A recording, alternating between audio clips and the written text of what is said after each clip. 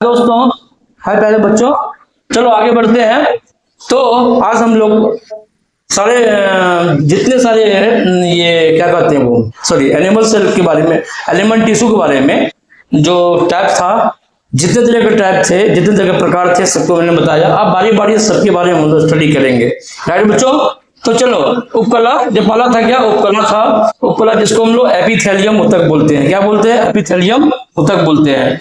तो एपिथेलियम ऊतक चार तरह के होते हैं, चार प्रकार के होते हैं। सल्की, क्या सालकाभ, स्तंभाकार, क्यूबॉइडल और पक्ष्मल। ठीक है, तो चलो, तो ये पढ़ लिए। अब सल्की या सालकाभ एपिथेलियम क्या है, इसके बारे में हम लोग स्टडी करते हैं। देखो ये क्या होता है कि एक्चुअली ये जो ऊतक होता है, टिश्यू होता है ना, ये क्या होता है, चपटी और अत्यधिक पतली होती है। देखो ये फिगर में, देखो फिगर बना दिए यहाँ पे, जिसमें साइटोप्लाज्म में लिपिड भरा रहता है और न्यूक्लियस होता है। ठीक है ना। तो ये ऐसी ऊतक की कोशिकाएं चपटी तथा अत्यधिक पतली होती है। केंद्रक भी चपटे होते हैं। केंद्रक कैसा होते हैं? चपटे होते हैं। यह चपटी ईंटों की तरह दिखाई पड़ती है। कैसे दिखती है? चपटी ईंटों की तरह, जैसे मकान बनता है ना किसी से, है ना, पतली पतली ईंट से, उस तरह दिखाई पड़ता है। यह त्वचा की बाहरी परत पर होती है। यह त्वचा की जो हमारा स्किन है, उसके बाहरी लेयर का ये भाग पर ये पाया जाता है। ऐसे ऊतक मुख, गुहा, जिह्वा, ग्रास नली तथा आहार नाल के अस्तर बनाते हैं, लेयर बनाते हैं। ये है ना, किसका लेयर बनाते हैं बच्चों? मुख, गुहा, जिह्वा जिसको टंग बोलते हैं, ग्रास नली तथा आहार नाल के अस्तर को बनाते हैं, राइट बच्चों। यह रक्त वाहिनी, ब्लड वेजल तथा फेफड़े में भी पाए जाते हैं। ये ऊतक ब्लड वाहिनी और फेफड़े में भी टिश्यू पाए जाते हैं, राइट। ये याद रखना, कहाँ कहाँ पाया जाता है ये भी कभी कभी पूछता है कि ब्लड वाहिनी में या फेफड़े में कौन सा ऊतक पाया जाता है। तो क्या बताएंगे आप? सालकाभ या सल्की एपिथेलियम पाए जाते हैं। कार्य इसका क्या होता है? आंतरिक अंगों की सुरक्षा करना होता है इसका कार्य। त्वचा की सुरक्षा के लिए कई परतों में सजी रहती है, राइट बच्चों। तो बच्चों, दूसरा है स्तंभाकार एपिथेलियम। ये क्या होता है, इसके बारे में देखो, ये फिगर में दिया हुआ है।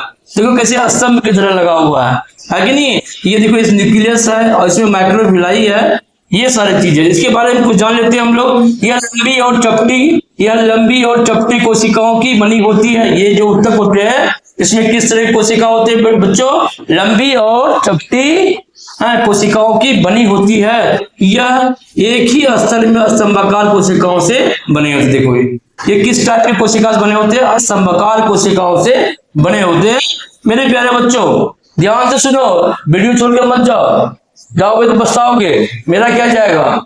इतना मेहनत से लिखे हैं, देखो एक एक चीज को खोज के तब तुम्हारे लिए एक नोट्स बनाए हैं। इस नोट्स को अगर पढ़ लोगे, एक बार एग्जाम उतार दोगे तो वाह वाह हो जाएगा।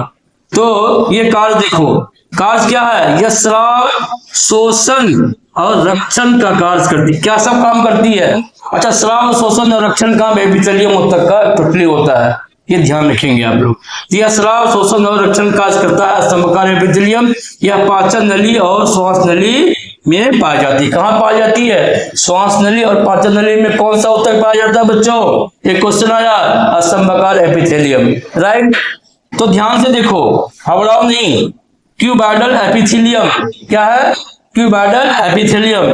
ये क्या होता है? ये देखो कैसा इसका स्ट्रक्चर है। देखो ये स्ट्रक्चर को मैंने बना दिया है। ये क्यूबॉइड की तरह, घनाभ की तरह इसका स्ट्रक्चर होता है। इनकी कोशिकाएं घनाकार होती है, गोलाकार न्यूक्लियस होता है। न्यूक्लियस कैसा होता है? गोलाकार होता है। यह क्यूब की तरह की कोशिकाओं की बनी होती है, इसीलिए इसको क्यूबॉइड क्या बोलते हैं? क्यूबॉइडल एपिथेलियम कहा जाता है बच्चों। यह स्राव, शोषण और रक्षण का कार्य करती है, राइट बच्चों। नेक्स्ट देखते हैं हम लोग फोर्थ में क्या बच्चों? पक्ष्मल एपिथेलियम। क्या है? पक्ष्मल एपिथेलियम। ये क्या होता है? देखो ये देखो, ये पक्ष्मल शरीर के कुछ अंगों में, जैसे ट्रैकिया के भीतरी सतह पर स्थित स्तंभाकार एपिथेलियम में सीलिया पक्ष्मा होते हैं। सीलिया लगा होता है इसमें, ठीक है ना। सीलियाली गति के द्वारा श्वास नली के भीतरी सतह पर म्यूकस या श्लेष्मा को एकत्रित नहीं रहने देता है ना। श्वास नली के भीतर जो म्यूकस वगैरह हो जाता है ना, उसको जमा नहीं होने देता। कौन सा होता है? ये सीलिया जो है, ये किसी पाया जाता है? पक्ष्मल एपिथेलियम में। ये जमा नहीं होने देता है। और देखो श्वास नली है ना, श्वास नली रेस्पिरेटरी सिस्टम में जो हमारा जो होता है अंडवाहिनी तथा गर्भाशय में यह ऊतक पाई जाती है। कहाँ कहाँ पाई जाती है? श्वास नली, हम जो श्वास लेते हैं हमारा जो नली है, अंडवाहिनी तथा गर्भाशय में यह ऊतक पाई जाती है। सीलिया अपनी गति के द्वारा अंडाणुओं को एक दिशा में जाने में मदद करती है। तो देखो ऊतक का बहुत सारा फंक्शन है, मैंने बताया आप लोगों को बहुत सारा फंक्शन है और बहुत तरह की कोशिका से ये ऊतक बने होते हैं, टिश्यूज बने होते हैं। सारे जो टिश्यू है सबका अलग अलग काम होता है और हर ऑर्गन्स में ये पाए जाते हैं, अपना काम को ये कंप्लीट करते हैं, अपने वर्क को कंप्लीट करते हैं दोस्तों। तो ये बच्चों, तो हम लोग अब आज हम लोगों ने उपकला या एपिथेलियम टिश्यूज के बारे में पढ़ा, इसके प्रकार के बारे में पढ़ा। तो फिर अब नेक्स्ट हम लोग दूसरी टाइप के टिश्यू के बारे में स्टडी करेंगे।